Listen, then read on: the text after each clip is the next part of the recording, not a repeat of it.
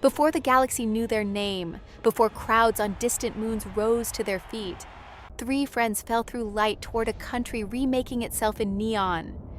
America glowed beneath them like a circuit board dreaming of heaven, quantum rails threaded between skyscrapers. Gravity-softened dance halls hovered above avenues of vapor and glass. Midnight clubs pulsed beside elite academies where motion was studied like science and worshipped like law. Through that living constellation descended Astra, Lyrian, and Solara. They did not arrive as strangers to one another. Their bond was older than cities, older than human music, older even than the first wish whispered to the stars. Before ambition, there was rhythm. Before destiny, there was friendship.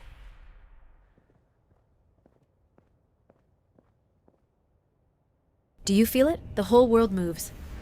Not just moves, it listens. Then maybe this is where we learn who we are. On their first night in the human realm, they followed sound wherever it burned brightest. They watched street dancers spin under holographic billboards.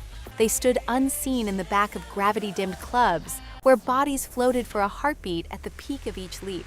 They peered through academy glass at disciplined lines of students repeating the same phrase until sweat made saints of them. Earth did not dance like the celestial spheres. Earth danced with hunger, with defiance, with loneliness, with joy that had to be earned. The three friends looked at one another and understood, without needing a long explanation, that this world could sharpen them. Here, movement was not only beauty, it was identity. We could become more here. Better. Truer.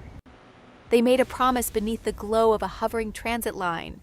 They would dance in this world until their souls could no longer be mistaken for potential alone. But even in the first days of wonder, their private wounds stirred. Astra was admired almost immediately.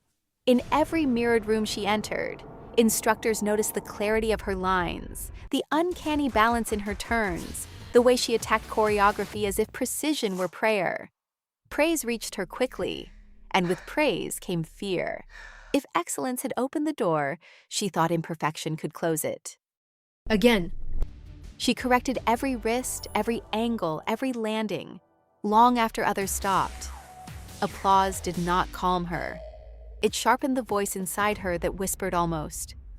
Lyrian moved differently. Her gifts were subtler at first, less easily summarized by judges who liked brightness they could point to.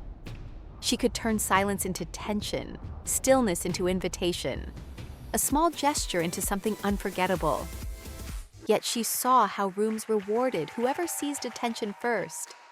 So Lyrian began wrapping herself in mystery, hiding uncertainty beneath composure. If they are going to look, they should have to keep looking. It sounded confident. It was also armor. Solara carried the heaviest inheritance. Wherever she stepped, there was a sense of expectation around her, as though unseen voices had already announced her future. Her strength was undeniable. Her presence could ignite a room before she crossed its center. But she feared becoming a vessel for a legacy instead of an artist with a will of her own. I want to honor where I come from. She said it softly one evening. I just don't want that to be the only thing anyone sees. The dream was shared, the fear was not. And fear, even among friends, has a way of creating distance before anyone admits it. As weeks passed, word spread through academy networks and performance circles about three extraordinary newcomers moving through the quantum cities of a new America. Invitations arrived, recruiters called. Elite programs in different regions offered training, visibility, and paths to greatness. One academy in a towering eastern metropolis prized ruthless technical perfection. Another, on the luminous West Coast, celebrated innovation, theatrical risk, and unforgettable identity. A third, housed in a prestigious Southern cultural citadel, guarded tradition so fiercely that every rehearsal felt like entering a temple. None of the offers were in the same city. If I go there, I can become exact. If I go west, I can become impossible to ignore. If I go south, I can learn whether greatness belongs to me or only follows me. No one wanted to say the next truth aloud. Distance might strengthen them. Distance might also change them. What if we come back strangers? Then we work until that never happens. We meet again when we are worthy of sharing a stage. It was a brave promise and a painful one. They parted beneath a dawn sky streaked with magenta aircraft trails. No dramatic farewell could soften the ache of watching two pieces of your heart leave in opposite directions. Astra entered her academy like a blade entering flame. The building itself seemed designed to punish softness. Practice chambers tracked alignment in real time. Floors lit red wherever weight fell unevenly. Instructors spoke in the language of margins, corrections, repeatability. There, excellence was not celebrated for long. It was expected again the next morning. Astra thrived, which made everything worse. One more time. Her classmates rested against the wall while she remained in the center, recalculating a turn she had already landed beautifully.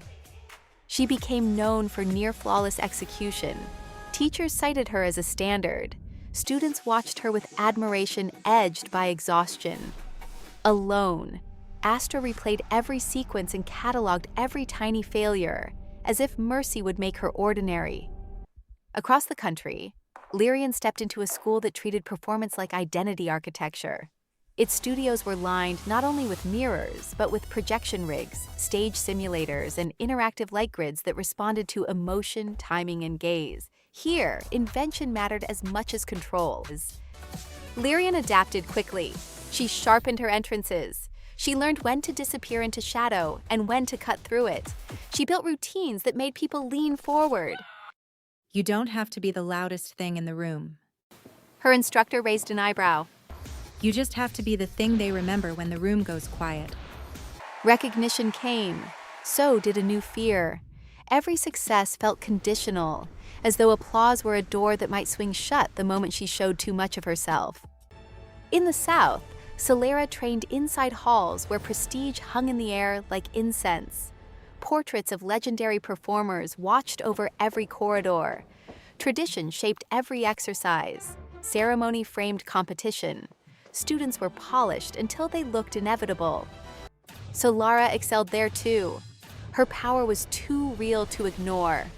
She mastered repertory, aced academic demands, and carried herself with a discipline that drew both admiration and projection. People spoke of destiny around her, as though it were a title she had already inherited. What if destiny is just another costume? The question came late to an empty rehearsal room. What if I want to choose my own name inside it? Human discipline became the true trial for all three. Not talent, not origin. Mornings that began before sunrise, ankles wrapped in support tape, notes written in the margins of theory texts, meals half finished between classes, calls never made because exhaustion swallowed the hour, bruised feet, tight throats, the loneliness of getting better while no one who knew the old you was there to witness it. Yet they endured. In 3 different cities, under 3 different systems of pressure, Astra, Lyrian, and Solera kept climbing.